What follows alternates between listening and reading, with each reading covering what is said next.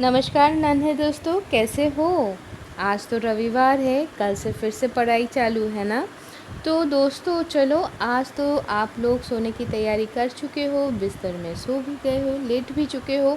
तो चलो अब आँख बंद करके आज की बेड टाइम स्टोरी, जो रूपकथा की कहानी जो लेके आई हूँ वो हम सुन लेते हैं। आज की जो स्टोरी है, जो कहानी है, वो सुखलता राव इनकी लिखी हुई गल्पों और गल्पों इस किताब से मैंने लिया है। देखो बच्चों, बाहर भी रात की जो दोस्त लोग हैं वो भी आ गए हैं, उनकी आवाज़ तो सुनाई पड़ रहा है ना, है ना।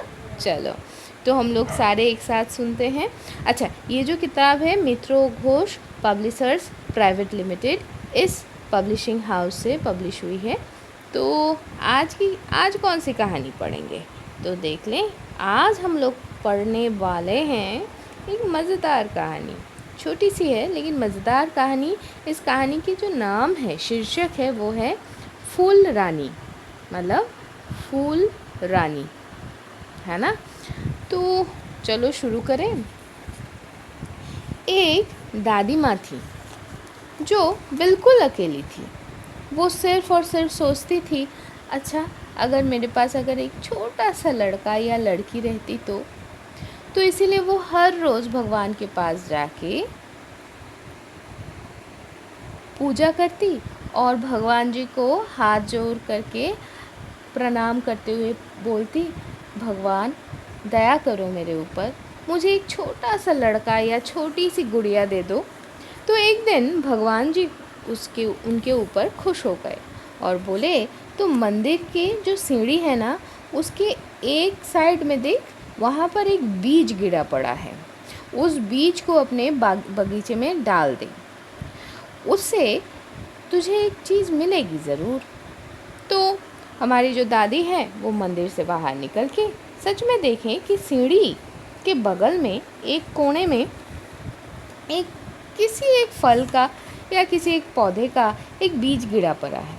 तो वो उसको उठा के बहुत ही प्यार से अपने बगीचे में तो गाड़ दी अच्छे से। फिर हर रोज़ दादी उसमें पानी डालते और हर रोज़ आके देखती कि अरे कुछ हुआ है या नहीं। ऐसे ही चलते चलते अचानक से एक दिन उन्होंने देखा छोटे छोटे 2 हरे पत्ते निकले हैं, है ना। तो धीरे धीरे वो पौधा बढ़ने लगा। आखिर में एक दिन उस पौधे में एक सफ़ेद रंग का एक एक क्या बोलूँ, एक कली एक कली दिखाई पड़ी और फिर उनके सामने ही वो कली खिल के फूल बन गई।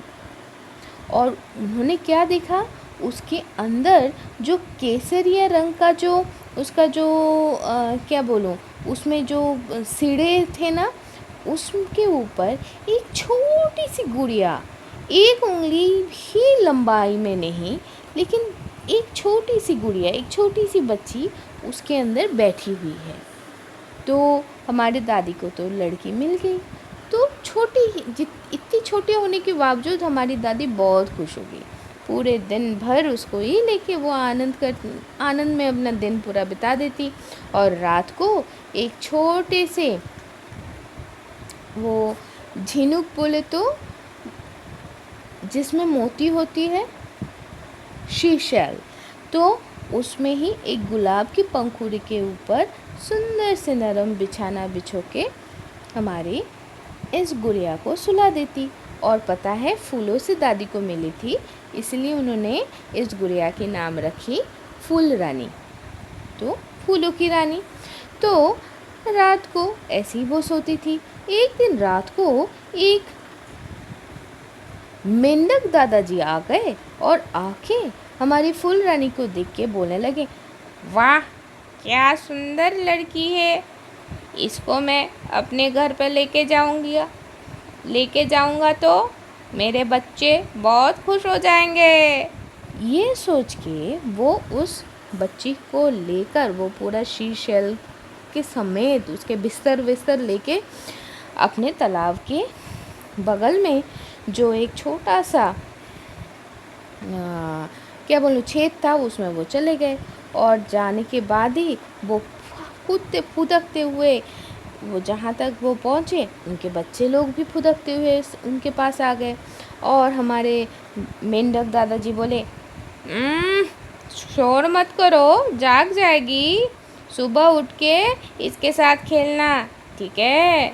तो सुबह जहाँ तक फूल रानी नींद से उठी तो वो क्या देख रही, वो कहाँ है, अंधेरा है एकदम, और कैसे कैसे ठंडा हवा, कैसे ठंडा है चारों तरफ, और उसके चारों तरफ कैसे भूतों की तरह क्या सब फुदक रहा है, और उन लोगों का क्या बड़ा बड़ा मुंह खुला हुआ है, बाप रे।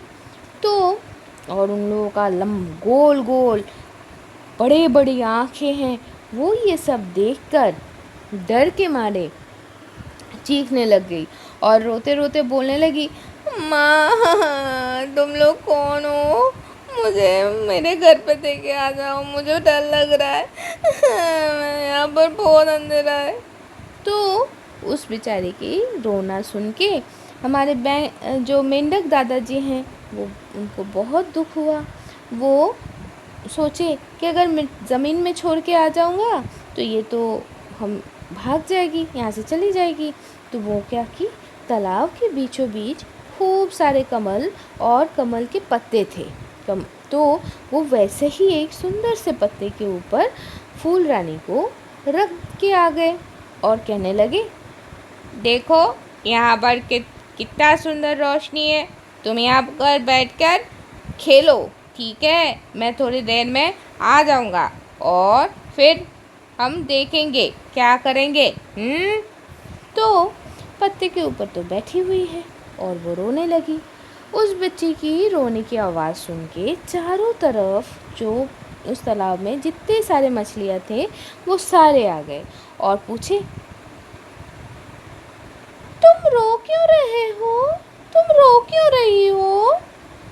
फूल रानी बोली, मेंढक मुझे यहाँ पर पकड़ के लेके आया है, मुझे ज़मीन में जाना है, लेकिन चारों तरफ तो पानी ही पानी, कैसे जाऊँ। तो तब सारे मछलियाँ उस कमल के जो पत्ते हैं ना, उसकी जो स्टेम है, जो डांटी है, स्टेम जो है उसको काटना शुरू कर दिए और फिर वो पत्ता बहते हुए किनारे आ गए और फिर बहुत मुश्किल को पार करके हमारी फूल रानी ज़मीन पे आ गई। अच्छा देखो बच्चों, ये हमारी छोटी सी फूल रानी है और उसको चारों तरफ से, उसके चारों तरफ वो सारे मेंढक कैसे देख रहे हैं, देखो जैसे हम लोग भी वो फूल रानी को देख रहे थे। तो जहाँ तक वो ज़मीन पे पैर रखी वहीं एक गिलहरी आकर उसको उठा के लेके चला गया और पेड़ के ऊपर पूरा, और अपनी माँ को जाके बोलने लगा, माँ देखो देखो कितना सुंदर ये जीव है, मैं इससे शादी करने वाला हूँ। ये सुनकर वो सारे गिलहरियाँ जो सारे उस पेड़ में रहते थे, तो वो लोग ऐसे मुँह भेज के कहने लगे, छी, इसके तो पूंछ नहीं है, इसके शरीर में तो रोम नहीं है, 2 से ज़्यादा तो पैर नहीं है, उसको क्या शादी करेगा है। ये सुनकर हमारी गिलहरी जी तो बहुत दुखी हो गए और धीरे धीरे फूल रानी को फिर ज़मीन पे रख के आ गया। पूरे दिन हमारे फूल रानी तो कुछ खाई नहीं है, उसको बहुत भूख लगी थी। तो थोड़ी दूर जाके वो क्या देख पाई कि एक चूहे का बिल। अब हमारे जो दादी जी हैं उनके घर पे हमारी फूल रानी खूब सारे चूहा देखी थी, तो उसको ज़्यादा डर नहीं लगती, तो इसीलिए वो उस बिल के सामने जाके पुकारने लग गई, बिल के अंदर कोई है क्या, मुझे थोड़ा खाना दोगे क्या। ये बात सुन के एक चूहिया दादी निकल के आ गई और हमारी फूल रानी को देख के उनको बहुत ही तकलीफ़ हुआ, तो वो तुरंत उस बच्ची को अपने बिल के अंदर लेके चली गई। फिर उसके बाद से हमारी फूल रानी तो चूहिया दादी के साथ ही रहती। चूहिया दादी जब खाना ढूंढने के लिए बाहर जाती तो वो झाड़ू पोछा करके उस बिल को साफ सुथरा रख कर देती। और पता है वो खौर वो लाके सुंदर से बिछोना बिछा देती थी। तो भाई अब हमारी जो चूहिया दादी है वो जितना खाना बटोर सकती थी वो लेके आती थी, फिर दोनों मिलके मज़े से खाते थे और जो भी बच जाते थे वो लोग अपने गोडाउन में रख देते थे स्टोर करने के लिए, बाद के लिए।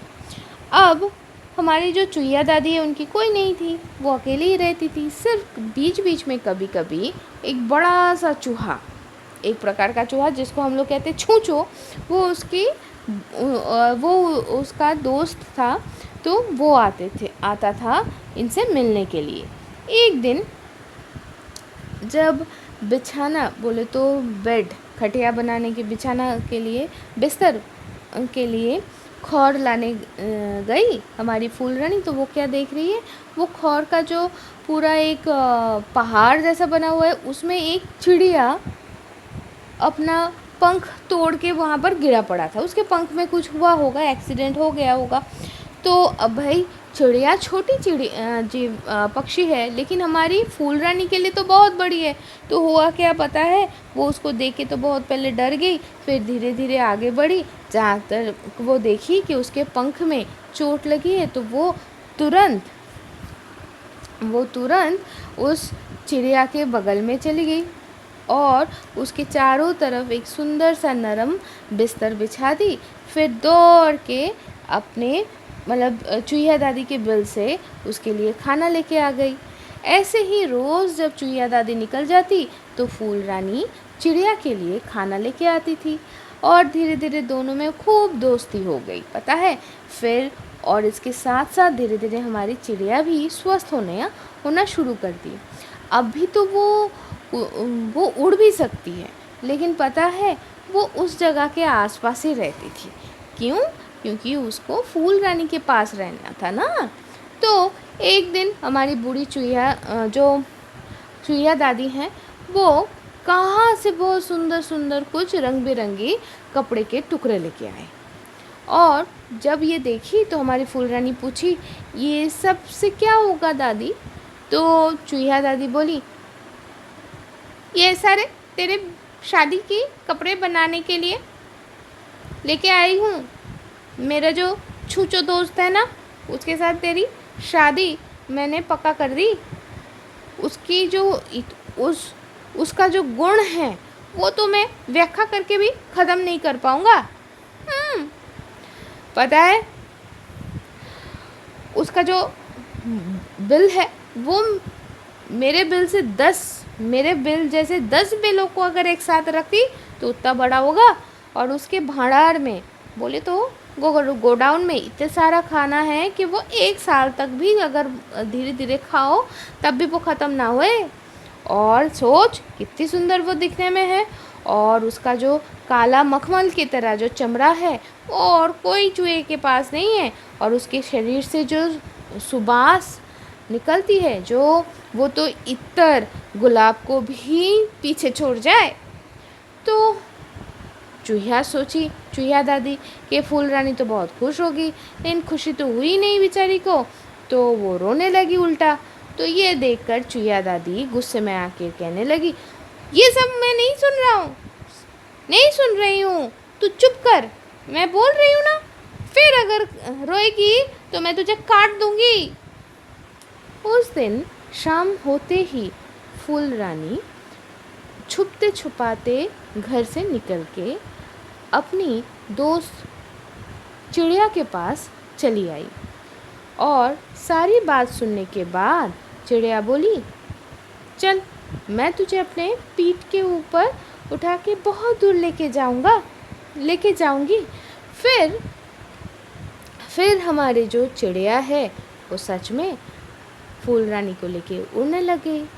तब तक तो चंद्रमा भी शाम हो चुकी थी, चंद्रमा भी आ गए थे, चंद्रोदय भी हो चुका था।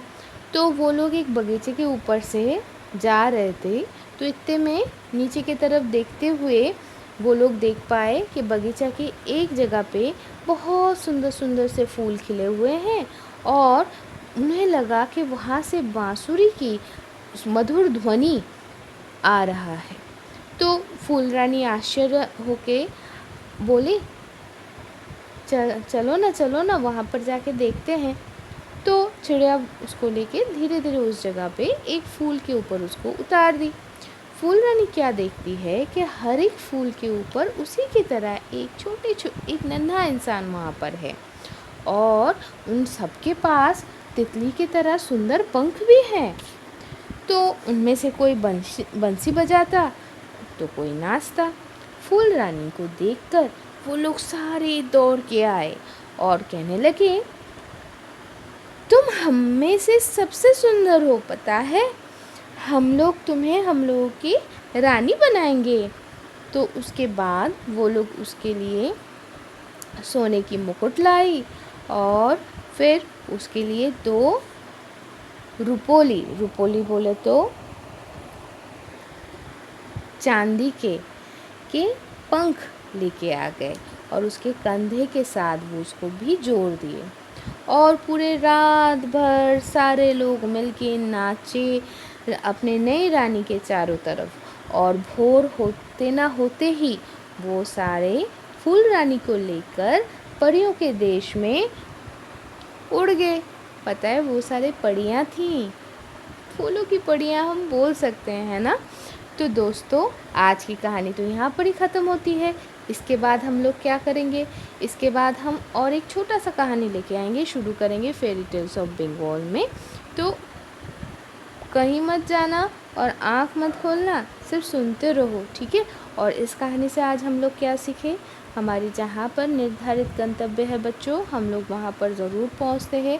बीच में बहुत सारे लोग हमारे ज़िंदगी में आते हैं, कोई हमें सहायता करते तो कोई हमारे लिए मुश्किल खड़ी कर देते हैं या खड़े कर देते, तो कोई प्रॉब्लम नहीं है, हमें तो चलते जाना है, ठीक है ना, और खुश रह के चलते जाना है, ठीक है बच्चों। तो अभी के लिए मैं चलूँ तब थोड़ी देर के लिए, टाटा।